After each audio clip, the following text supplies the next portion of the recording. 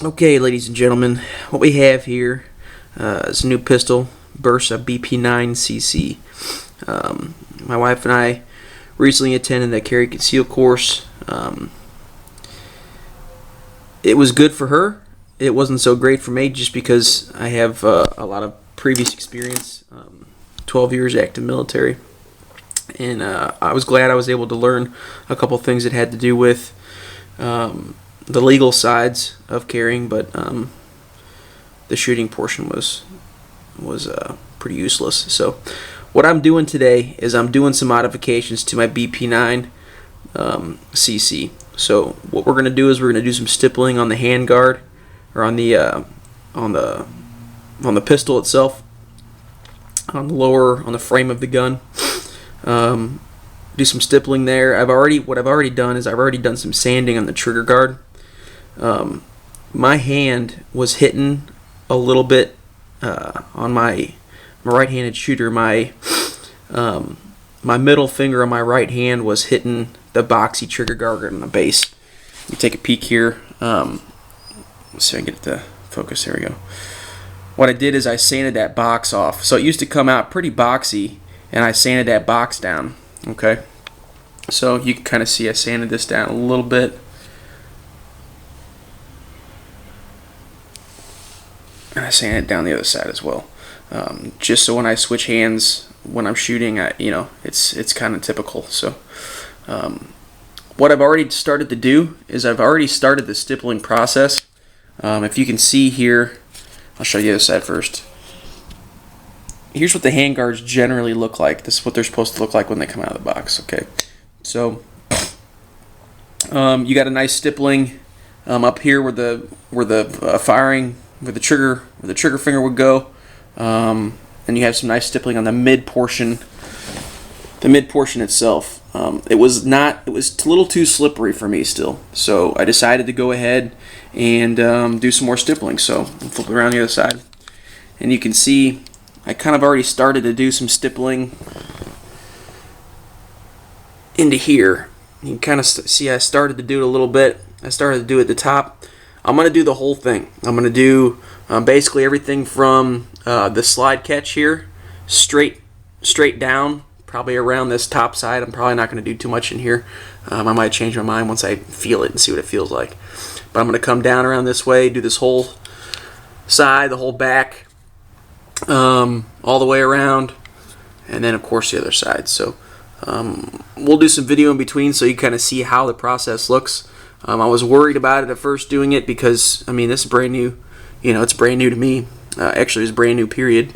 Once you do this, there's no going back. So, I kind of started slow, and I kind of started, so that I could possibly sand it down if I wanted to, if I didn't like it at all. But I really like the texture and the feel of it. So this is it, Bersa BP9cc, and here's some modifications to it. Let me say one more thing before we close off here. This trigger is the best trigger I've ever felt in my entire life out of any pistol. That was factory. I felt a couple Apex triggers that were pretty decent, and actually I think this one's better than. This is the best trigger I've ever felt in my life out of anything, including the modified pistols. So, great trigger, great reset. I really like it. Let me take it down real quick and show you that reset. So, hang on one second.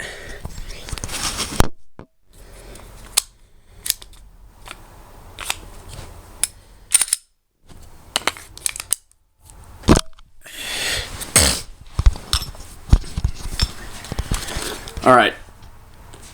Unfortunately, there's one thing I don't like about this pistol. It's got a magazine safety, which is I really hate that. I'd like to take it off and see mechanically if I can do that. We'll just have to dig into it, see. So I dropped the magazine out. I charged it. I dropped the magazine back in. It should be ready to set and pull the trigger. So you can see here's a little bit of slack up front. All right. It's just that slack, taking the slack up on the front end. All right.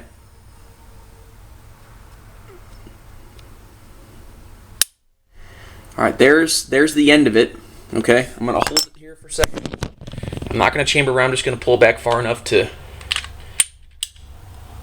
reset that sear. Okay, look how short this travel is. I didn't purposely go that fast. I let it up a little bit and it automatically clicked. All right, here's the back uptake. I mean, look how short that is. It's just barely anything at all. Okay, that was me pulling the trigger as slow as humanly possible for me. So, I really love this pistol. What I haven't done yet is, it sounds weird, I love the pistol, but I haven't shot it yet. No, I fired, not this one, but I fired another one to test it out before, to see if I actually liked it.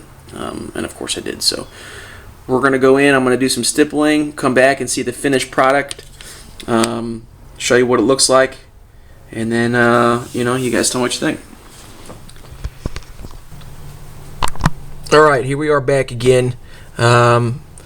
Finished.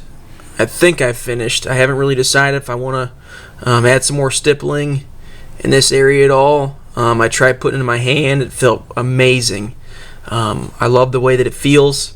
Just doing this sanding down here that I did earlier, I just don't understand why they didn't do that out of the box. I mean, it's so much better in my hand than it did. I mean, initially it felt great, but I was thinking about how is it going to feel when you're doing some training and you're pulling it out a couple hundred times in one sitting.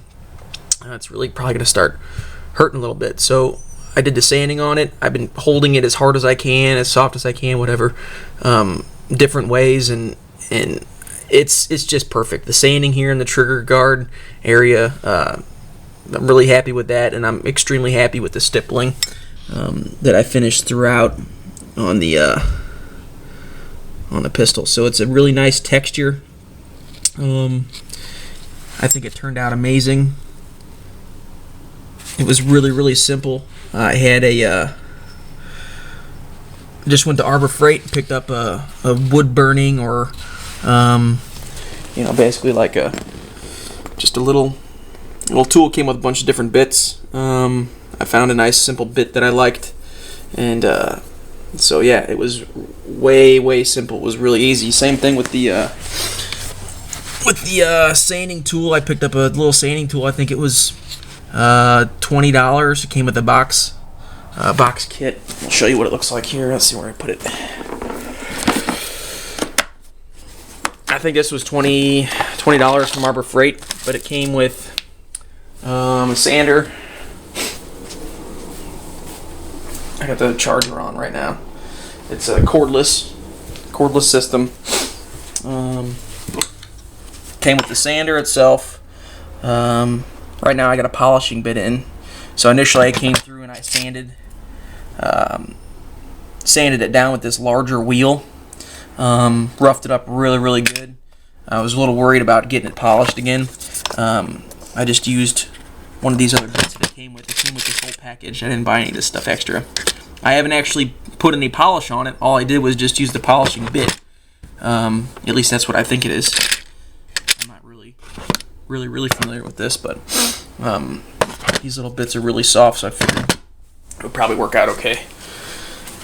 Yeah, but it turned out amazing. I'm really happy with it. My wife loves it. She's probably going to have me do the same thing to hers. We got her a XDS. We got her a Springfield XDS. She liked my Springfield 5.25 comp. Of course, it's gigantic, and you can't carry conceal that very well. But she really liked the safety features with that system and everything, and I liked it for her too. Everyone says, "Well, we got to go with the go with the 38 special, or for a female." No, I really don't agree with that in all ways.